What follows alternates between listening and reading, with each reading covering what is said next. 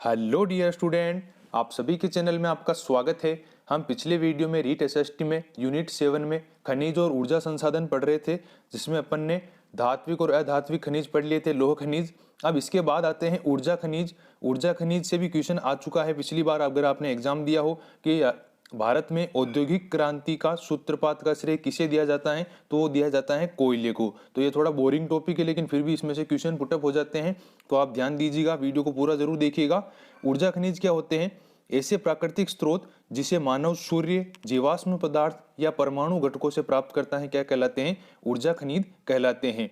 और इनमें कोयला, पेट्रोलियम, प्राकृतिक गैस, जल विद्युत व परमाणु ऊर्जा आदि द्वारा इन्हें परंपरागत रूप में उपयोग में लाया जाता है। सबसे पहला जो ऊर्जा खनिज आता है वो पहला है कोयला। भारत जो है ये वर्ल्ड में चीन और अमेरिका के बाद तीसरा सबसे बड़ा कोयला उत्पादक देश है। सबसे ज्यादा कोयला उत्पादन होता है चीन में, उसके बाद अमेरिका में होता है, फिर इसके बाद भारत में होता है। तो भारत कोयले का तीसरा सबसे बड़ा उत्पादक देश है। भारत में सबसे पहले कोयला कहाँ पर निकाला गया था?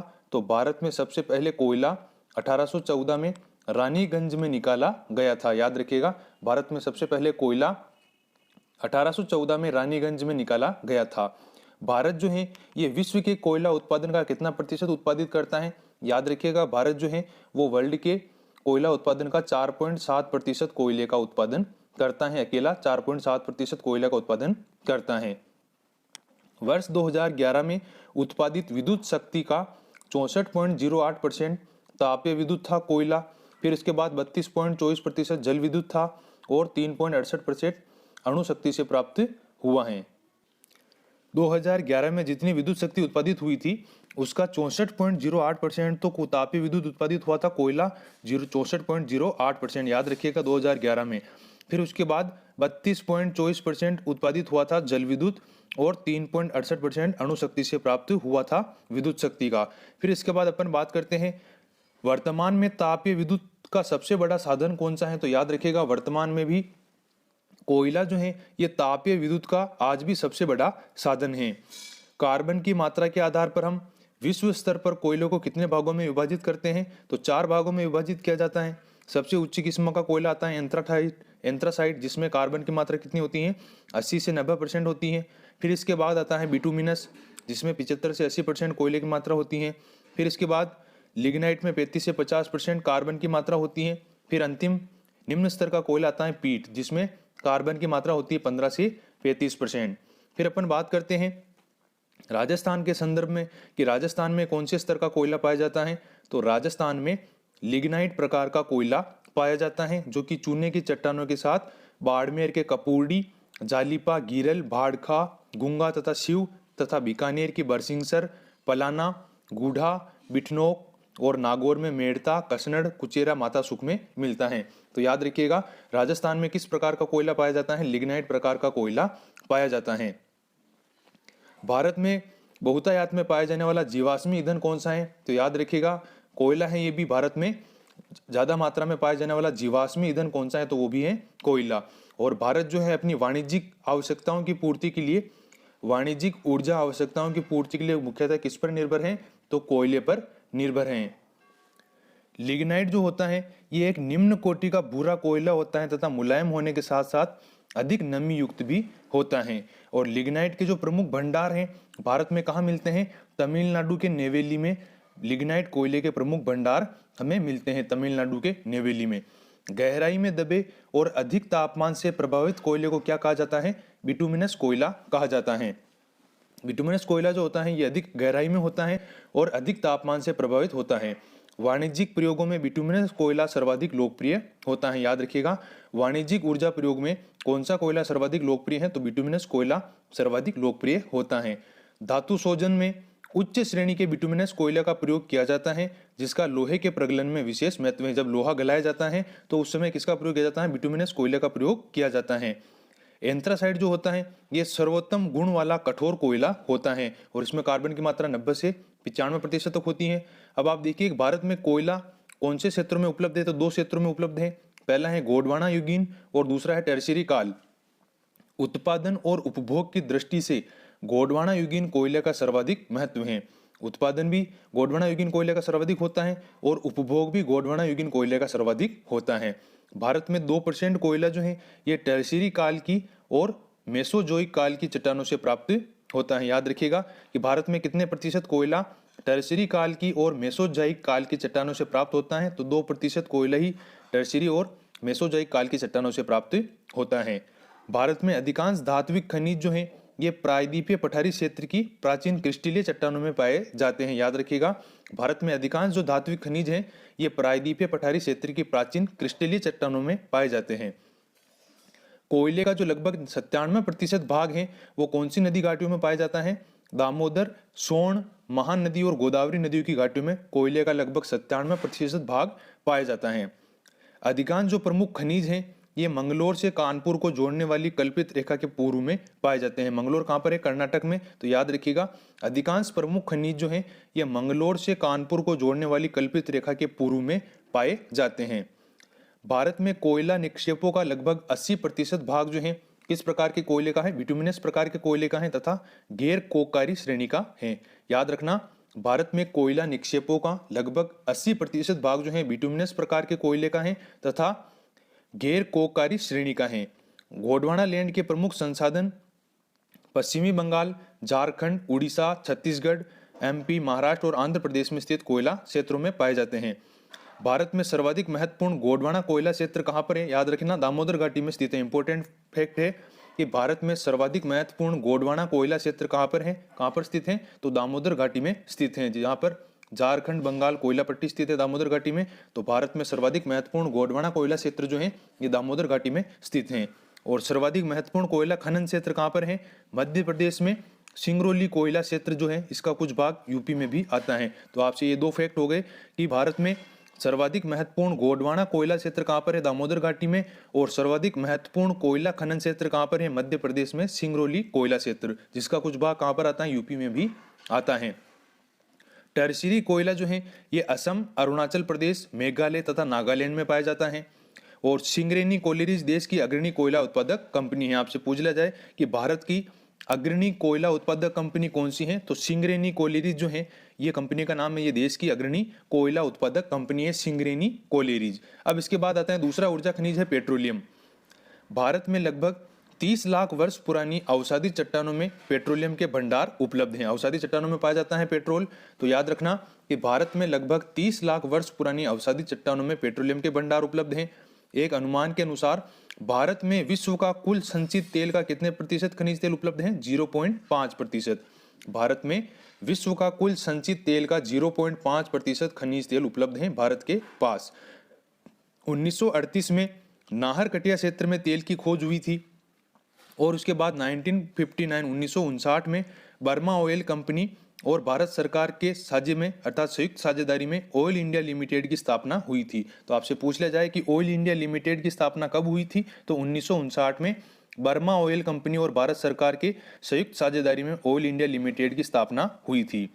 1956 में तेल और प्राकृतिक गैस आयोग का गठन किया गया था। ये पॉइंट आप याद रखना, एनसीईआरटी के अकॉर्डिंग है, ये उसी में से लिए गए हैं, तो याद रखना इनको। 1956 में तेल और प्राकृतिक गैस आयोग का गठन किया गया था। और ऑयल इंडिया लिमिटेड की स्थापना याद रखना कब हुई थी? 1959 में बर्मा ऑयल कंपनी और भारत सरकार के संयुक्त निर्देशन में। फिर इसके बाद आता है कि भारत पेट्रोलियम कॉरपोरेशन ने जनवरी 1976 से भारत सरकार ने बर्मा सेल रिफाइनरी और बर्मा सेल ऑयल कंपनी पर अधिकार करके भारत पेट्रोलियम कॉरपोरेशन बनाया था। भारत पेट्रोलियम कॉरपोरेशन जो था इसने जनवरी 1976 से भारत सरकार ने क्या किया? बर्मा सेल रिफाइनरी और बर्मा सेल ऑयल कंपनी पर अधिकार कर लिया और नया किसका कॉरपोरेशन बनाया? भारत पेट्रोलियम कॉरपोरेशन बनाया गया जनवरी 1976 से। अभी भारत में कुल कितने तेल शोधक कारखाने कार्यरत हैं? अभी वर्तमान में कुल 22 तेल शोधक कारखाने कार्यरत हैं, जिनमें 17 तो सार्वजनिक क्षेत्र के हैं और 2 संयुक्त क्षेत्र के हैं और 3 जो निजी क्षेत्र में कार्यरत हैं। याद रखिएगा, वर्तमान में कुल 22 तेल शोधक कारखाने हैं, जिनमें 17 तो हैं सार्वजनिक क्षेत्र के, 2 है संयुक्त क्षेत्र के और 3 है निजी क्षेत्र में कार्यरत। देश के कुल पेट्रोल उत्पादन का 90% कहाँ पर होता है? महाराष्ट्र में, फिर असम में, फिर गुजरात और राजस्थान में उत्पादित किया जाता है। याद रखना, देश के कुल पेट्रोल उत्पादन का 90% 4 राज्यों में कौन कौन से? महाराष्ट्र, असम, गुजरात और राजस्थान। पेट्रोलियम के जो आरक्षित भंडार हैं कहाँ पर हैं? असम, गुजरात, मुंबई हाई अर्थात अरब सागर में अपतटीय क्षेत्र में पाए जाते हैं पेट्रोलियम के आरक्षित भंडार, जहां पर पेट्रोलियम का संभावना है। असम में, गुजरात और मुंबई हाई अर्थात अरब सागर के अपतटीय क्षेत्रों में। नए आरक्षित क्षेत्र कौन से बेसिनों में पाए जाते हैं पेट्रोलियम के? कृष्णा, गोदावरी और कावेरी बेसिनों में पेट्रोलियम के नए आरक्षित क्षेत्र पाए जाते हैं। अब अपन बात करते हैं पाइपलाइन की, पेट्रोल की पाइपलाइन की। भारत में कोयले के बाद ऊर्जा का दूसरा प्रमुख साधन क्या है? पेट्रोलियम या खनिज तेल। याद रखना कि भारत में ऊर्जा का प्रमुख पहला साधन कौन सा है? कोयला है, और कोयले के बाद क्या है? पेट्रोलियम या खनिज तेल। भारत में अधिकांश पेट्रोलियम की उपस्थिति टर्शियरी युग की शेल संरचनाओं के अपनति और भ्रंश ट्रेप में पाई जाती है। याद रखने योग्य बात है, कोयला कहाँ पर पाया जा रहा था सर्वाधिक? गोंडवाना लैंड की चट्टानों में सर्वाधिक। और इधर पेट्रोलियम कहाँ पाया जा रहा है? टर्शियरी युग की चट्टानी संरचनाओं के अपनति और भ्रंश टेप में पाया जाता है अधिकांश पेट्रोलियम। पेट्रोलियम जो है ये सरंध्र और असरंध्र चट्टानों के बीच भ्रंश टेप में भी पाया जाता है। भारत का सबसे पुराना तेल उत्पादक राज्य कौन सा है? असम है भारत का सबसे पुराना तेल उत्पादक राज्य। और देश के कुल 1300 किलोमीटर लंबी, भारत में कुल 13,000 किलोमीटर लंबी तथा पेट्रोलियम उत्पादों की 7,700 किलोमीटर लंबी पाइपलाइनें हैं। याद रखना, भारत में कुल कितने किलोमीटर लंबी पेट्रोलियम उत्पादों की पाइपलाइन है? तो 13,000 किलोमीटर लंबी तथा पेट्रोलियम उत्पादों की 7,700 किलोमीटर लंबी पाइपलाइन है। और भारत में सर्वप्रथम पाइपलाइन पेट्रोलियम की कहाँ पर हुई थी? असम में नाहरकटिया से नूरमती होकर बरौनी बिहार तक 1,152 किलोमीटर लंबाई में बिछाई गई है। इसके बाद इसकी वार्षिक परिवहन क्षमता कितनी है? 40 लाख टन यहाँ से पेट्रोलियम उत्पादित होता है। दूसरी पाइपलाइन जो है मुंबई हाई और गुजरात के तेल उत्पादन क्षेत्रों को कोयला तेल शोधनशाला से जोड़ती है। मुंबई हाई से मुंबई तट पर 210 किलोमीटर लंबी 2 पाइपलाइनें बिछाई गई हैं तेल और गैस के लिए अलग अलग। तो सबसे पहले जो पाइपलाइन कहाँ पर बिछाई गई थी? असम में बिछाई गई थी, नाहरकटिया से नूरमती होकर बरौनी बिहार तक 1152 किलोमीटर में। और इसकी वार्षिक परिवहन क्षमता कितना तेल ले जाया जाता है यहाँ से? 40 लाख टन। दूसरी पाइपलाइन जो है मुंबई हाई और गुजरात के तेल उत्पादक क्षेत्रों को कोयला तेल शोधनशाला से जोड़ती हैं। फिर एक अन्य पाइपलाइन जो है ये कच्छ की खाड़ी के तट पर स्थित सलाया स्थान से मथुरा तक 1075 किलोमीटर लंबाई में बिछी हुई है। ये तीसरी पाइपलाइन जो है मुंबई हाई से अशुद्ध तेल को मथुरा शोधनशाला तक पहुंचाती है। कर्नाटक और आंध्र प्रदेश में पेट्रोलियम पदार्थों के परिवहन के लिए एक अन्य पाइपलाइन मुंबई से पुणे तक बिछाई गई है। ये तो हो गया पेट्रोलियम पाइपलाइनों की बात। फिर इसके बाद इसमें याद रखना कि भारत में कुल कितने किलोमीटर लंबी पाइपलाइनें हैं? तो याद रखना भारत में कुल 13,000 किलोमीटर लंबी पाइपलाइनें हैं, जिनमें पेट्रोलियम उत्पादों की कितनी किलोमीटर लंबी पाइपलाइन है? तो पेट्रोलियम की तो है 7,700 किलोमीटर लंबी। फिर इसके बाद अपन बात करते हैं प्राकृतिक गैस की। Gas authority of India limited की, गेल, जिसकी स्थापना हुई थी 1984 में। याद रखना, gas authority of India limited अर्थात गेल, इसकी स्थापना कब हुई थी? 1984 में। सार्वजनिक क्षेत्र के उद्यम के रूप में प्राकृतिक गैस के परिवहन और विपणन के लिए गेल की स्थापना की गई थी। Gas authority of India limited की स्थापना 1984 में हुई थी। प्राकृतिक गैस के भंडार कहाँ पर हैं? तमिलनाडु में, हिमाचल प्रदेश में, पंजाब, राजस्थान, पश्चिमी बंगाल, त्रिपुरा, अरुणाचल प्रदेश में है। जिसके प्रबंधन का कार्य कौन करती है? भारतीय गैस प्राधिकरण द्वारा किया जाता है। और ये गेल कंपनी जो है ये देश की कुल प्राकृतिक गैस को विद्युत उत्पादन 38%, उर्वरक निर्माण 33%, शेष उद्योग तथा शेष रसोई गैस के कार्य के लिए उपलब्ध कराती हैं। प्राकृतिक गैस का 38% भाग तो विद्युत उत्पादन को उपलब्ध कराती हैं और उर्वरक निर्माण को प्राकृतिक गैस का 33% भाग उपलब्ध कराती हैं। फिर इसके बाद आता है देश की 91% प्राकृतिक गैस का उत्पादन में महाराष्ट्र में 71% भाग है, 11% गुजरात में, असम में 11%, राजस्थान में 2% उत्पादन किया जाता है। देश की जो 91% प्राकृतिक गैस उत्पादित होती हैं उसमें महाराष्ट्र कितने प्रतिशत उत्पादित करता है? 71%, 11% गुजरात करता है, असम करता है 11% और राजस्थान 2% उत्पादन करता है प्राकृतिक गैस का। कार्बन डाइऑक्साइड के कम उत्सर्जन के कारण प्राकृतिक गैस को क्या माना जाता है? पर्यावरण के लिए अनुकूल माना जाता है। इसलिए ये आपसे ये पूछ लिया जाए एक नॉर्मल क्वेश्चन कि वर्तमान शताब्दी का ईंधन है, ये क्वेश्चन आ सकता है। याद रखना कि वर्तमान शताब्दी का ईंधन क्या है? तो प्राकृतिक गैस जो है इसे वर्तमान शताब्दी का ईंधन कहा जाता है। इंपॉर्टेंट फैक्ट है, आप नोट कर लीजिएगा कि वर्तमान शताब्दी का ईंधन किसे कहा जाता है? तो याद रखना प्राकृतिक गैस होगा वो। फिर इसके बाद अपन बात करते हैं कृष्णा गोदावरी नदी बेसिन में प्राकृतिक गैस के विशाल भंडार अभी खोजे गए हैं। कृष्णा गोदावरी नदी बेसिन में पश्चिमी तट के साथ मुंबई हाई और सनिध्य क्षेत्रों को खंबात की खाड़ी में पाए जाने वाले तेल क्षेत्र संपूरित होते हैं। अंडमान निकोबार द्वीप समूह भी महत्वपूर्ण क्षेत्र है प्राकृतिक गैस के, जहां पर इनके विशाल भंडार पाए गए हैं। अब पाइपलाइनों की बात करते हैं, इंपॉर्टेंट याद रखिएगा। 1700 किलोमीटर लंबी Hazira Vijaypur Jagdishpur HVJ gas pipeline Mumbai high और बसीन को पश्चिमी और उत्तरी भारत के उर्वरक, विद्युत और अन्य औद्योगिक क्षेत्रों से जोड़ती हैं। भारत में कितने किलोमीटर लंबी गैस पाइपलाइन है, तो याद रखना 1700 किलोमीटर लंबी पाइपलाइन है, जिसका नाम क्या है, हजीरा विजयपुर और जगदीशपुर। नाम याद रखना, हजीरा विजयपुर और जगदीशपुर HVJ गैस पाइपलाइन है 1700 किलोमीटर लंबी भारत में, हजीरा विजयपुर और जगदीशपुर। इसके बाद आता है, इस धमनी से भारत के गैस उत्पादन को संवेग मिलता है और ऊर्जा और उर्वरक उद्योग प्राकृतिक गैस के प्रमुख प्रयोक्ता होते हैं। ऊर्जा और उर्वरक उद्योग जो हैं ये प्राकृतिक गैस पर निर्भर हैं। गाड़ियों में तरल ईंधन का संपीड़ित प्राकृतिक गैस से प्रतिस्थापन देश में लोकप्रिय हो रहा है। अभी CNG से गाड़ियां चल रही है। भारत की प्रमुख बहुउद्देशीय परियोजना जो विद्युत उत्पन्न करती हैं कौन सी है, भाखड़ा नांगल, दामोदर घाटी कॉरपोरेशन और कोपिली हाइडल परियोजना। याद रखना, इसको इंपॉर्टेंट है। भारत की प्रमुख बहुउद्देशीय परियोजना जो कि विद्युत उत्पन्न करती है कौन सी है, भाखड़ा नांगल, दामोदर घाटी कॉरपोरेशन और कोपिली हाइडल परियोजना। फिर इसके बाद अपन अगले ऊर्जा खनिज की बात करते हैं, परमाणु ऊर्जा खनिज। परमाणु ऊर्जा के रूप में यूरेनियम 338, 235 और 233, प्लूटोनियम 239 तथा थोरियम, बेरिलियम, जिरकन नामक खनिजों का उपयोग किया जाता है। एक आंश यूरेनियम से 100 मीट्रिक टन कोयले के बराबर शक्ति उत्पन्न होती है। आपसे पूछ लिया जाए कि एक आंश यूरेनियम से कितने मीट्रिक टन कोयले के बराबर शक्ति उत्पन्न होती है, तो 100 मीट्रिक टन कोयले के बराबर शक्ति उत्पन्न होती है एक आंश यूरेनियम से। 1948 में परमाणु ऊर्जा आयोग का गठन किया गया था। याद रखिएगा, परमाणु ऊर्जा आयोग का गठन कब किया गया था, तो 1948 में परमाणु ऊर्जा आयोग का गठन किया गया था, जिसके द्वारा देश में 17 परमाणु रिएक्टरों की स्थापना की गई थी। क्वेश्चन बन सकता है, याद रखना कि परमाणु ऊर्जा आयोग का गठन 1948 में किया गया था, जिसके द्वारा देश में कितने परमाणु रिएक्टरों की स्थापना की गई थी, 17 परमाणु रिएक्टरों की स्थापना की गई थी।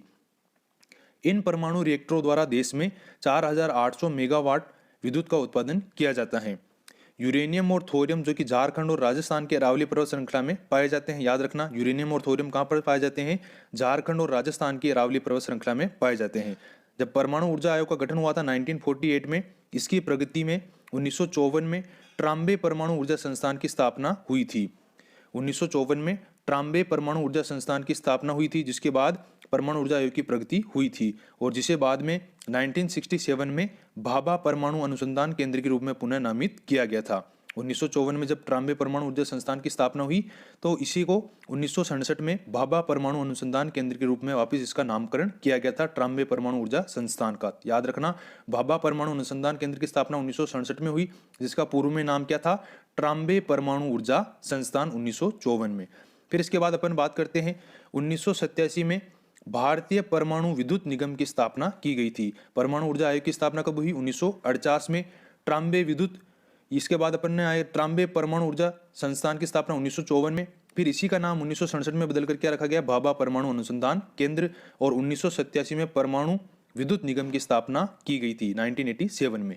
अब अपन बात करते हैं महत्वपूर्ण नाभिकीय ऊर्जा परियोजनाएं कहाँ कहाँ पर स्थित है। सबसे पहले तारापुर महाराष्ट्र में स्थापित हुई थी नाभिकीय ऊर्जा परियोजना। फिर इसके बाद रावतभाटा चित्तौड़ राजस्थान में हुई थी। फिर कलपकम तमिलनाडु में हुई थी। रावतभाटा चित्तौड़ में कनाडा के सहयोग से हुई थी, याद रखिएगा। फिर हुई नरोरा यूपी में, फिर केगा कर्नाटक में, फिर काकरापाड़ा गुजरात में। ये अपन राजस्थान के ऊर्जा संसाधन पढ़ेंगे तब इसमें आ जाएगा। फिर सबसे पहले अपन बात करते हैं पहले परमाणु ऊर्जा खनिज यूरेनियम की।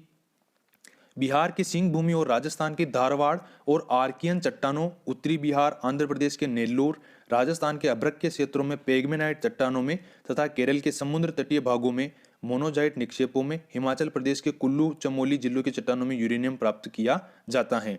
आपको यूरेनियम के बताया था कि एक औंस यूरेनियम से 100 मीट्रिक टन कोयले के बराबर विद्युत शक्ति उत्पन्न की जा सकती है, याद रखना। फिर आता है थोरियम। केरल की समुद्र तटीय रेत में 8 से 10% तथा बिहार के रेत में 10% तक मोनोजाइट खनिज प्राप्त होता है। फिर आता है इल्मेनाइट।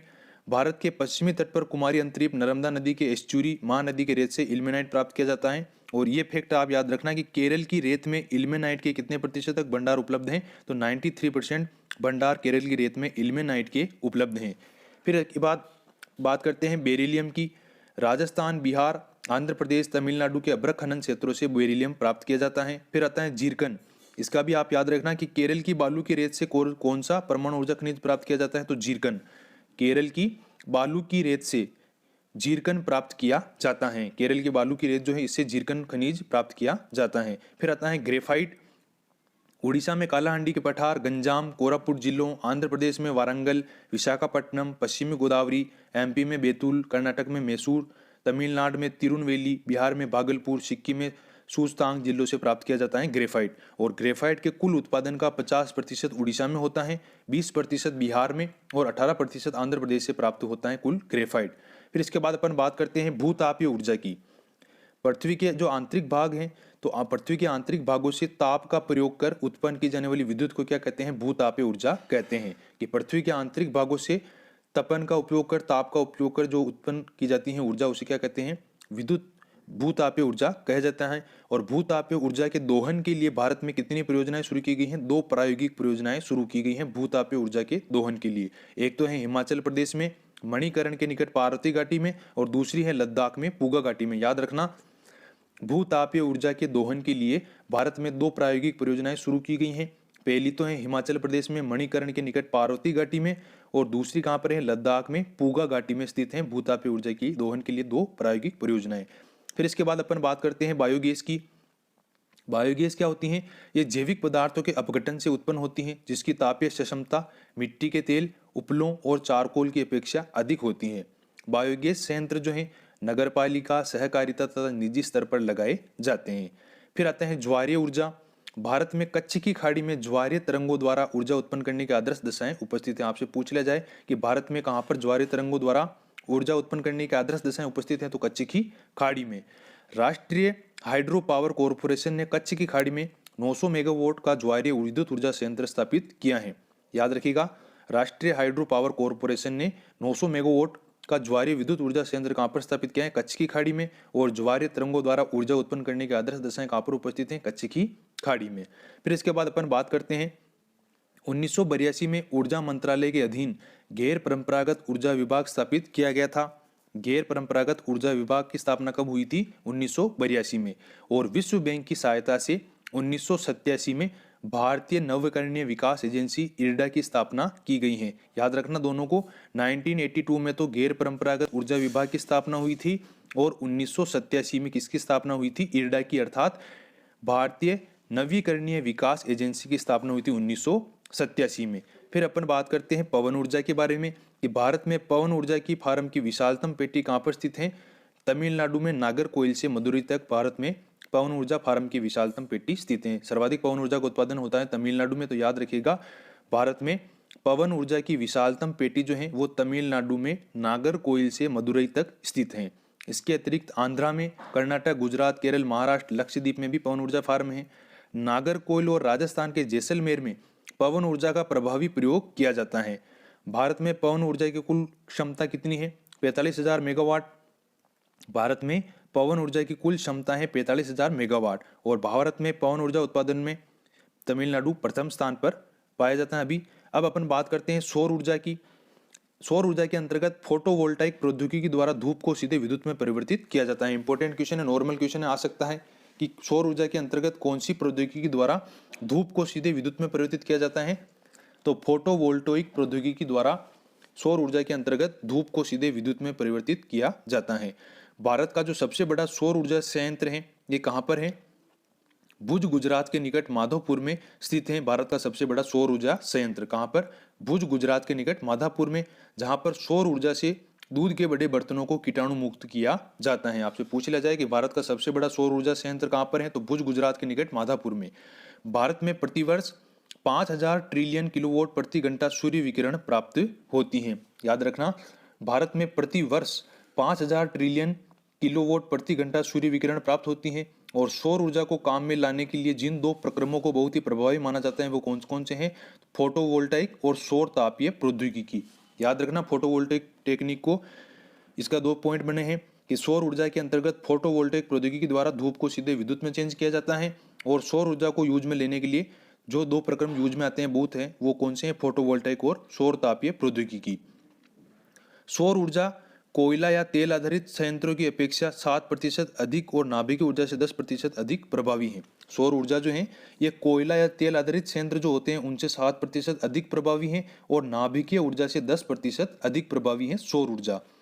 पवन की गतिज ऊर्जा को टरबाइन के माध्यम से विद्युत ऊर्जा में बदला जाता है। ये फैक्ट याद रखिएगा कि पवन की जो गतिज ऊर्जा होती है इसको किसके माध्यम से विद्युत ऊर्जा में बदला जाता है, तो टरबाइन के माध्यम से पवन की गतिज ऊर्जा को विद्युत ऊर्जा में बदला जाता है। सममार्गी पवनें और पछुआ पवनों जैसी स्थायी पवन प्रणालियां और मानसून पवनों को ऊर्जा स्रोत के रूप में प्रयोग किया गया है।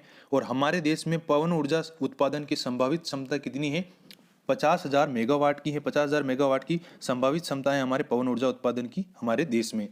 पवन ऊर्जा के लिए राजस्थान, गुजरात, महाराष्ट्र और कर्नाटक में अनुकूल परिस्थितियां विद्यमान हैं। गुजरात के कच्छ में लांबा का पवन ऊर्जा संयंत्र जो है ये एशिया का सबसे बड़ा पवन ऊर्जा संयंत्र है। याद रखिएगा, गुजरात के कच्छ में लांबा का पवन ऊर्जा संयंत्र जो है ये एशिया का सबसे बड़ा पवन ऊर्जा संयंत्र है। आंध्र प्रदेश की तिरुपति बालाजी देवस्थान द्वारा विश्व की सबसे बड़ी सौर ऊर्जा संचालित भोजन प्रणाली अक्टूबर 2002 में शुरू की गई थी। कहां से? विश्व की सबसे बड़ी सौर ऊर्जा संचालित भोजन बनाने की प्रणाली अक्टूबर 2002 में कहां से शुरू की गई थी? आंध्र प्रदेश की तिरुपति बालाजी देवस्थान से। देश में सौर ऊर्जा के विकास के लिए 11 जनवरी 2010 को जवाहरलाल नेहरू सोलर मिशन प्रारंभ किया गया था। याद रखिएगा, सौर ऊर्जा विकास के लिए जवाहरलाल नेहरू सोलर मिशन कब प्रारंभ किया गया था? याद रखना, 11 जनवरी 2010 से जवाहरलाल नेहरू सोलर मिशन प्रारंभ किया गया था। फिर इसके बाद इस मिशन में क्या क्या कहा था कि जवाहरलाल नेहरू सोलर मिशन में 13वीं पंचवर्षीय योजना के तहत 2022 तक 20,000 मेगावाट सौर ऊर्जा उत्पादन का लक्ष्य रखा गया है। और ये जवाहरलाल नेहरू सोलर मिशन का प्रारंभ किया गया 11 जनवरी 2010 को। भूमिगत ताप के उपयोग का पहला सफल प्रयास 1890 में बोइजे शहर इडाहो यूएसए में हुआ था। याद रखना, भूमिगत ताप के प्रयोग का पहला सफल प्रयास 1890 में बोइजे शहर इडाहो यूएसए में हुआ था। अब अपन बात करते हैं अंतिम ऊर्जा खनिज जैविक ऊर्जा की। जैविक ऊर्जा में क्या आएगा? वन और कृषि अपशिष्टों से ऊर्जा उत्पादन जैविक ऊर्जा में शामिल होता है। भारत सरकार ने 2015 तक 16.5 मिलियन हेक्टेयर पर जेट्रोफा नामक फसल के रोपण का लक्ष्य रखा है, जिससे बायोडीजल बनाने की महत्वाकांक्षी योजनाएं संचालित हो सकी। याद रखना, भारत सरकार ने 2015 तक 16.5 मिलियन हेक्टेयर पर कौन सी फसल के रोपण का लक्ष्य रखा है जिससे बायोडीजल बनाने की महत्वाकांक्षी योजना संचालित हो सकी? तो जेट्रोफा नामक फसल। बायोगैस संयंत्र तानुकू आंध्र प्रदेश, फैजाबाद यूपी, अकलेश्वर गुजरात, मुक्तसर पंजाब, बेलगाम कर्नाटक में स्थापित किए गए हैं। और बायोगैस बिजली उत्पादन के लिए कचरे से ऊर्जा प्राप्त करने की 20 परियोजनाएं प्रारंभ की गई हैं। और नगर पालिका जो है कचरे को ऊर्जा में बदलने वाली परियोजना दिल्ली के ओखला में स्थित है। इंपॉर्टेंट फैक्ट है, नगर पालिका कचरे को ऊर्जा में बदलने वाली परियोजना कहाँ पर स्थित है? दिल्ली के ओखला में स्थित है। यह आपका यूनिट 7 का खनिज और ऊर्जा संसाधन टॉपिक कंप्लीट हो चुका है। इसके बाद अपन अगला टॉपिक पढ़ेंगे भारत की कृषि। अगर आपको वीडियो अच्छा लगा हो तो लाइक जरूर कीजिएगा, और अगर चैनल पर नए हैं सब्सक्राइब नहीं किया तो प्लीज सब्सक्राइब जरूर कीजिएगा। मिलते हैं अगले वीडियो में नए टॉपिक के साथ। जय हिंद, जय भारत।